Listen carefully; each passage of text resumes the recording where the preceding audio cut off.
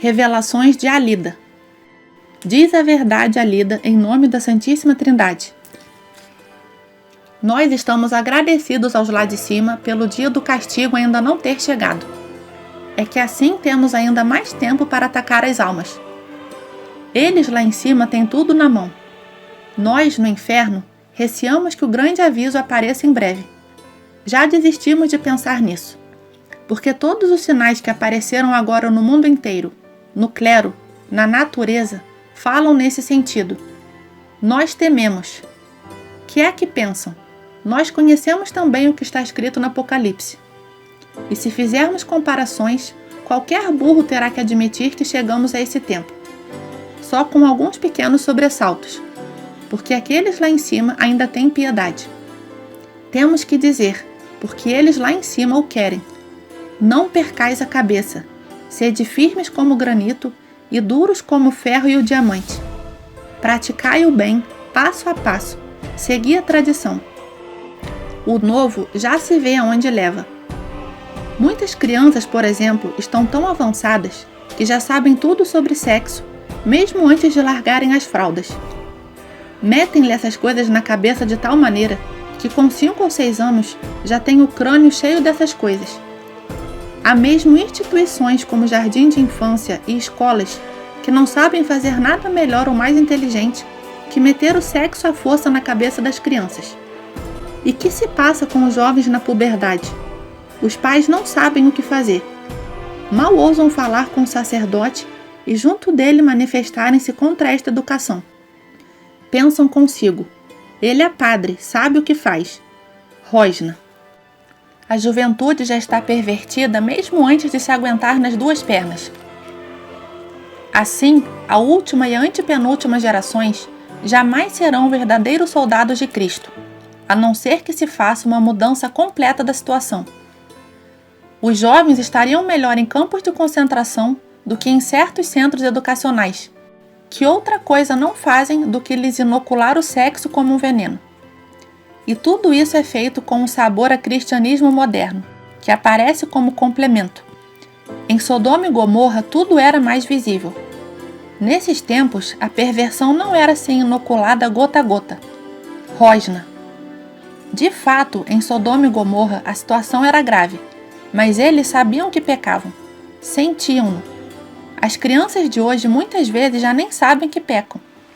Só muito tarde é que se dão conta de que foram precipitados para o pecado. Os grandes responsáveis por essa situação, os padres, professores e educadores, não sabem senão de um modo confuso que têm culpa na sua maneira de agir. Escutam às vezes a voz da consciência, outras vezes pensam que é o Espírito Santo.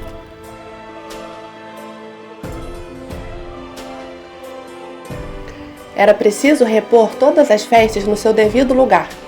Então, essa dos fiéis defuntos tem também que se lhe diga. Diz a verdade da parte da Santíssima Virgem. As almas do purgatório encontram-se numa situação terrivelmente desvantajosa. Antigamente ia-se ao cemitério. Cada oração que se fazia obtinha uma indulgência. Deste modo, uma alma podia ir diretamente para o céu. Agora, isso já não acontece. Ou melhor, as pessoas já não são encorajadas nesse sentido. Isso foi suprimido pelo clero, que afirma que essas indulgências já não têm valor, que só uma é válida, a do dia de todos os santos. Que hão de fazer as almas do purgatório só com uma única indulgência? Antigamente libertavam-se milhares e milhares de almas. Deveríamos dizer milhões. E agora? Agora encontram-se perante uma terrível perda. Elas gritam por socorro e ninguém lhes acode. Aproxima-se o dia dessa festa. Era preciso esclarecer todas as pessoas a este respeito, mas elas não acreditariam. Ri maldoso com satisfação. Diz a verdade da parte da Santíssima Virgem. E no fundo era uma coisa tão simples. Bastava ir ao cemitério, lançar um pouco de água benta dizendo uma vez: Dai-lhe, Senhor, o eterno descanso. E às vezes um Pai Nosso ou outra oração, conforme o que ocorresse ao espírito de cada um. Sempre que procediam assim, com reta intenção, então por cada oração era realmente liberta uma alma. Agora, mesmo os bons, que ainda acreditam nisso são induzidos em erro quando se lhes diz: tu não podes ganhar esta ou aquela indulgência, isso já não é válido. É claro que isso só nos traz vantagens a nós, os do inferno. Ri maldoso. Fala somente da parte da Santíssima Virgem, só a verdade e toda a verdade. E quanto a esta grande e única indulgência que ainda se pode ganhar, a do Dia de Todos os Santos, segundo os modernistas, muitas pessoas acham os 6 Pai Nossos demasiado longos. Além disso, com esta indulgência única, já não são muitas as almas que se libertam. O próprio Deus, Ele lá em cima, aponta para cima. Há de pôr as coisas no seu devido lugar, mas para muitos já será demasiado tarde, excessivamente tarde. Devo ainda dizer que este assunto das festas dos santos tem mais importância do que se pensa. As datas foram rapidamente mudadas, não só as das festas dos santos, como também, e muito especialmente, as festas em honra da Santíssima Virgem. De fato, a festa de 8 de dezembro manteve-se, mas de que vale isso? Há outras festas igualmente importantes. Citemos, por exemplo, a de Nossa Senhora do Carmelo e outras grandes festas e dias comemorativos. Quando as pessoas não vão à missa nesses dias pedir o auxílio da Santíssima Virgem para sua vida, recebem também menos graças. Isso representa para elas uma grande perda e para nós um magnífico ganho.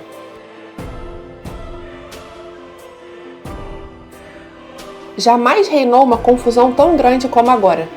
No tempo da Reforma deu-se uma crise muito grande, mas o que se passou então foi sobretudo uma cisão no seio da Igreja.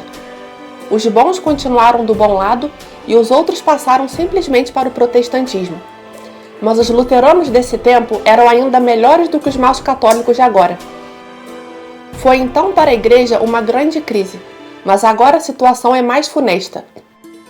Então, as pessoas, mesmo os protestantes, tinham consciência de terem agido mal. Quando se dividiram em 3 grupos, Lutero, Calvino, Zwinglio, compreenderam bem depressa que aquilo não poderia ser a verdadeira Igreja, pois estes 3 homens viviam em conflito entre si. Tinham consciência de que o catolicismo estava em crise. No entanto, verificavam que pelo menos os bons tinham por eles a unidade. De boa vontade mudariam o caminho, pelo menos Lutero, mas já era demasiado tarde. Nós, aponta para baixo, já o tínhamos bem preso. Diz o que tens a dizer, Alida. Fomos nós que inspiramos Lutero, e foi o velho Lúcifer que se encarregou de Zwinglio. Era preciso que fosse o velho a fazê-lo, até ele alcançar o vigor de uma planta rija, que cresce como erva daninha. Rosna malicioso. Nem sequer precisa de muita chuva. Como se sabe, o mal desenvolve-se muito mais depressa do que o bem. Se multiplica de todas as maneiras e só dificilmente se pode conter.